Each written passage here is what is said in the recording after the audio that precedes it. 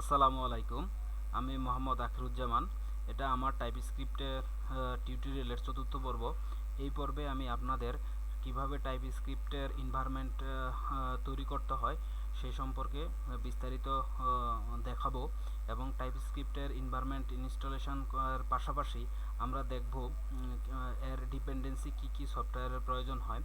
তো actually TypeScript নিয়ে কাজ করার জন্য শুরুতে আমাদের যেই সফটওয়্যারগুলো প্রয়োজন হবে, দ্যাট মিন্স ডিপেন্ডেন্সিগুলো প্রয়োজন।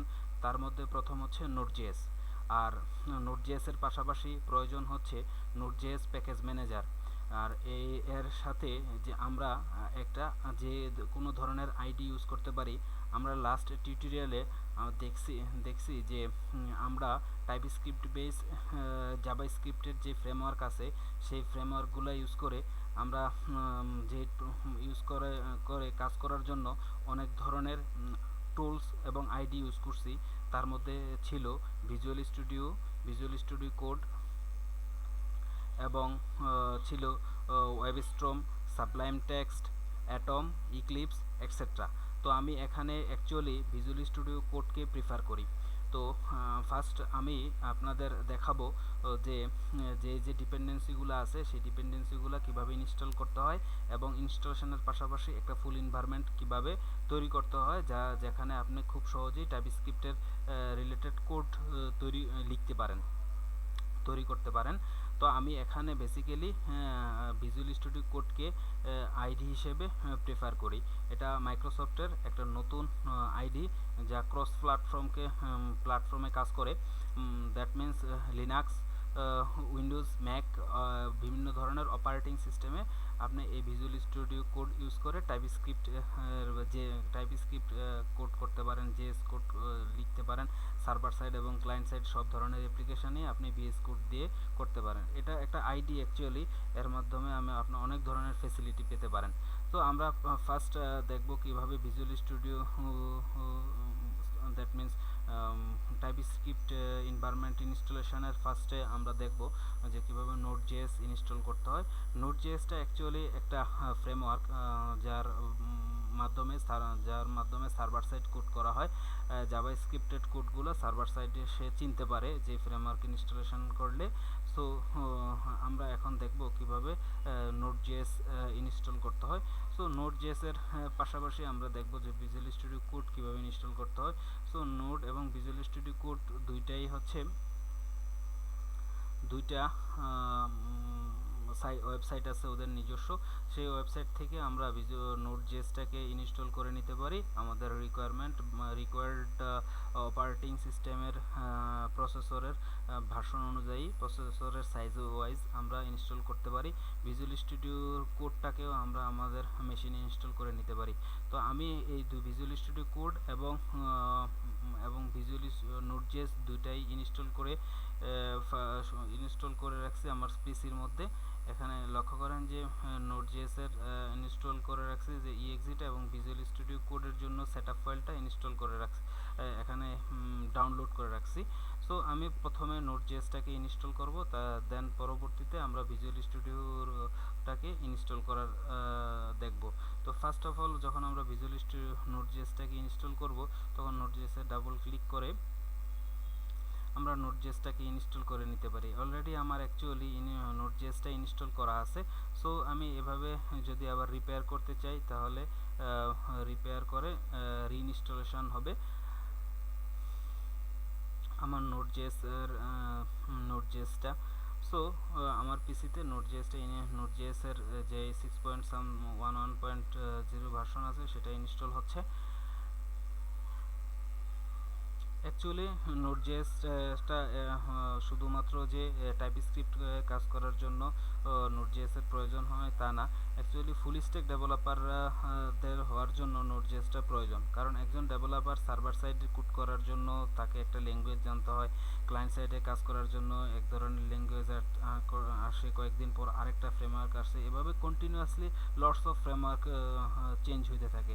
কিন্তু বেস যে ল্যাঙ্গুয়েজটা সেটা হচ্ছে কিন্তু অ্যাকচুয়ালি জাভাস্ক্রিপ্ট। সো একজন ফুল স্ট্যাক ডেভেলপার যদি সে কখনো হতে চায় তাহলে তাকে অবশ্যই জাভাস্ক্রিপ্ট জানতে হবে। আর জাভাস্ক্রিপ্ট ইউজ করে আমরা সার্ভার সাইডের অ্যাপ্লিকেশন করতে পারি, সার্ভার সাইডে বিভিন্ন HTTP বেস রেস্টফুল সার্ভিস তৈরি করতে পারি, ক্লায়েন্ট সাইড অ্যাপ্লিকেশন তৈরি করতে পারি, সার্ভার সাইড অ্যাপ্লিকেশন তৈরি করতে পারি, মোবাইল ডেস্কটপ এই ধরনের অ্যাপ্লিকেশনগুলো তৈরি করতে পারি। আর এই অ্যাপ্লিকেশন তৈরি করার জন্য অ্যাকচুয়ালি নোড.js এর প্রয়োজন হয়। নোড.js-টা সরাসরি সে ডাটাবেজের সাথে কমিউনিকেট করতে পারে, সার্ভার ক্রিয়েট করতে পারে, সার্ভারে হোস্ট করে অ্যাপ্লিকেশন রান করতে পারে, সব কিছুই করা সম্ভব হচ্ছে জাভাস্ক্রিপ্টের কোডের মাধ্যমে। আপনি কখনোই মনে করবেন না যে আপনি একজন এই যে ডটনেট ডেভেলপার, একজন PHP ডেভেলপার, একজন Python developer, lots of language চলে আসে। সবাইকেই কিন্তু ক্লায়েন্ট সাইডের একটা ল্যাঙ্গুয়েজ শিখতে হয়। সো আপনি যদি একটা ল্যাঙ্গুয়েজই ভালো করে শিখেন, দ্যাট মিনস জাভাস্ক্রিপ্ট, আর এই জাভাস্ক্রিপ্টটা ভালো করে শিখে আপনি সার্ভার সাইড কাজ অ্যাপ্লিকেশনগুলো ডেভেলপ করতে পারেন। দেখেন একটা অ্যাপ্লিকেশন থেকে সার্ভার সাইড থেকে যদি আমার অ্যাপ্লিকেশনটা ওয়েব এপিআই হয়, তাহলে সেই অ্যাপ্লিকেশনটা আমাকে জেসন ফরম্যাটে অথবা XML ফরম্যাটে ডাটা প্রোভাইড করে। সেই অ্যাপ্লিকেশনটা সিরিয়ালাইজ ডিসিরিয়ালাইজ হওয়া অনেক ধরনের কাজগুলো করে তারপরে আমাকে সে জেসন ফরম্যাটে, XML ফরম্যাটে অথবা JSONP ফরম্যাটে বিভিন্ন ফরম্যাটে আমাকে ডাটা প্রোভাইড করে। ক্লায়েন্ট সাইড থেকে সেই ডাটাগুলো ম্যানিপুলেট করে আমি রিপ্রেজেন্টেশন করতে পারি। কিন্তু এক্ষেত্রে নোড.js-টা আরও বেনিফিট যে আপনি নোড.js ইউজ করে সরাসরি সার্ভার ক্লায়েন্ট সাইডে বসে ক্লায়েন্ট সাইড অ্যাপ্লিকেশানে দিয়েই কিন্তু অ্যাকচুয়ালি জাভাস্ক্রিপ্টের কোড দিয়েই সরাসরি জেসনে পাচ্ছেন। জেসনটাকে সরাসরি আবার জাভাস্ক্রিপ্ট কোডের মাধ্যমে ইউজ করতে পারতেছেন। সো জাভাস্ক্রিপ্টের লটস অফ ফেসিলিটি আছে। আমরা পরবর্তীতে mini stack application, that means full stack নিয়ে যখন কথা বলবো, অ্যাপ্লিকেশন ডেভেলপ করার চেষ্টা করব, অ্যাঙ্গুলার 2 এবং 4 নিয়ে যখন কাজ করব তখন আমরা এগুলা নিয়ে আরও ডিটেলস বলার চেষ্টা করব ইনশাল্লাহ। তো আমাদের এখানে নোড.js-টা অ্যাকচুয়ালি ইনস্টল হয়ে গেছে। তো আমি এখানে ফিনিশ করে দিলাম। তো নোড.js ইনস্টল হয়ে যাওয়ার পরে আমরা VS কোডটাকে ইনস্টল করে দিব। তো আমার এখানে অ্যাকচুয়ালি VS কোডটা অলরেডি ইনস্টল অবস্থায় আছে। আমরা এখানে ভিজুয়াল স্টুডিও কোডটা আমি ইনস্টল করে রাখছি। সো আপনারা সেমভাবে আপনারা ভিজুয়াল একটা EXE EXE থেকে যেভাবে একটা সফটওয়্যার ইনস্টল দিতে হয় নেক্সট করে, সেটা আপনারা খুব সহজেই ইনস্টল করে নিতে পারেন। আর ইনস্টল করার পূর্বে অবশ্যই আপনাকে ভিজুয়াল স্টুডিও কোডটাকে EXE-টাকে ডাউনলোড করে নিতে হবে। সো আমার এখানে আমি দেখব যে অ্যাকচুয়ালি আমার অ্যাপ্লিকেশনে VS কোডটা এবং নোড.js-এর ভার্সন কত ভার্সন অ্যাকচুয়ালি নোড.js-টা ইনস্টল হয়েছে কিনা। সো এটাকে চেক করার জন্য, এই ভার্সনটাকে চেক করার জন্য বা এই ডিপেন্ডেন্সিগুলোকে চেক করার জন্য আমরা কমান্ড প্রম্পটে গিয়ে চেক করতে পারি। সো কমান্ড প্রম্পটে আমি দেখব ফার্স্ট আমাদের যে ডিপেন্ডেন্সি নোড.js সেটা ইনস্টল অবস্থায় আছে কিনা, এর ভার্সন কত। সো নোড লিখে -v যখন দিব তখন আমরা দেখতে পাচ্ছি যে VS ভার্সন হচ্ছে নোড.js এর 6.11 পয়েন্ট সামথিং ভার্সন হচ্ছে নোড.js ভার্সন। নোড.js এর পাশাপাশি আমরা বলছি যে আরেকটা ডিপেন্ডেন্সি প্রয়োজন, সেটা হচ্ছে npm, that means Node JS package manager. আমরা যারা ডটনেট ডেভেলপার তারা অবশ্যই আমরা ফ্যামিলিয়ার নিউগেট প্যাকেজ ম্যানেজারের সাথে, যেটা হচ্ছে যে একটা রিপোজিটরি সিস্টেম যেখানে lots of framework, lots of DLL, lots of library থাকে, যেখান থেকে ডেভেলপাররা তাদের প্রয়োজন মতো করে তাদের অ্যাপ্লিকেশানে থার্ড পার্টি লাইব্রেরিগুলোকে ইনস্টল করে নেয়।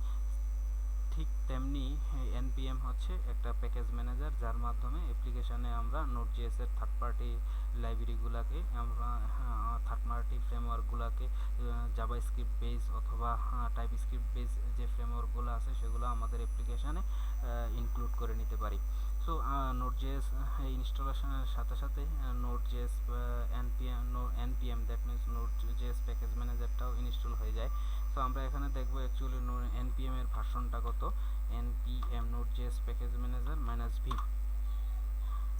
সো আমরা দেখতে পাচ্ছি যে npm এর ভার্সনটা হচ্ছে 3.10.10 ভার্সন।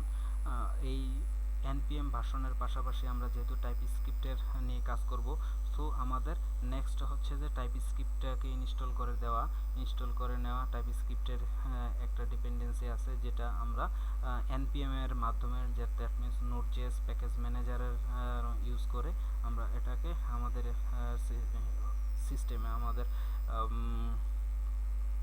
পিসিতে ইনস্টল করে নিতে পারি। এটা অ্যাকচুয়ালি একবার ইনস্টল করে নিলে সব অ্যাপ্লিকেশনের জন্যই প্রযোজ্য। যদি আমি টাইপস্ক্রিপ্ট বেস কোনো অ্যাপ্লিকেশন ডেভেলপ করি, দ্যাট মিনস অ্যাঙ্গুলার.js নিয়ে কাজ করি, সো আমার আর সেকেন্ড টাইম টাইপস্ক্রিপ্ট ইনস্টল করতে হবে না। সো আমরা এখন অ্যাকচুয়ালি টাইপস্ক্রিপ্টটা নিয়ে নিব npm এর মাধ্যমে। তো npm my install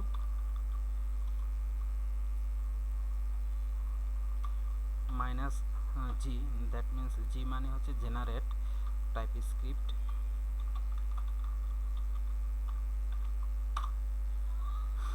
এভাবে আমরা টাইপস্ক্রিপ্টটা নিয়ে নিতে পারি, ইনস্টল করে নিতে পারি।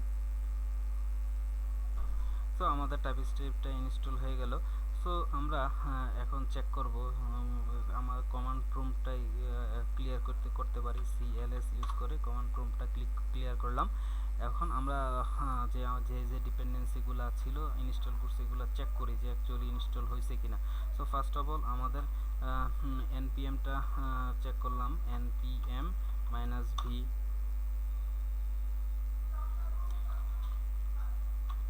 node-v টাইপস্ক্রিপ্ট ইনস্টল করছি, সেজন্য টাইপস্ক্রিপ্টের জন্য tsc-v এর ভার্সন 2.4.1 টাইপস্ক্রিপ্টের ভার্সন। সিমিলারলি আমরা দেখব আমাদের ভিজুয়াল স্টুডিও কোড এর ভার্সনটা কত, that means visual studio code install অবস্থায় আছে কিনা। এর জন্য আমাদের কোড -v লিখে আমরা চেক করতে পারি। সো এখানে আমরা দেখতে পাচ্ছি যে 1.13.1 সামথিং যে ভার্সন আছে সেই ভার্সনের ভিজুয়াল স্টুডিও কোড ইনস্টল অবস্থায় আছে। সো আমাদের টাইপস্ক্রিপ্ট বেসড অ্যাপ্লিকেশান তৈরি করার জন্য যে ডিপেন্ডেন্সিগুলো ছিল সেই ডিপেন্ডেন্সিগুলো অলরেডি ইনস্টল করে ফেলা হয়ে গেছে। সো নেক্সট টিউটোরিয়ালে আমরা দেখব যে একটা হ্যালো ওয়ার্ল্ড টাইপের টাইপস্ক্রিপ্টের প্রজেক্ট, এবং এই প্রজেক্টের মাধ্যমে অ্যাকচুয়ালি আমাদের টাইপস্ক্রিপ্টের অ্যাপ্লিকেশান শুরু হবে।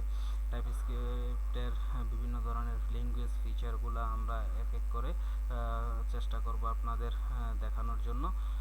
সো আপনাদের যদি এই টিউটোরিয়ালটি ভালো লাগে তাহলে অবশ্যই আপনারা আমার এই চ্যানেলটি সাবস্ক্রাইব করবেন আর সবাইকে শেয়ার করবেন।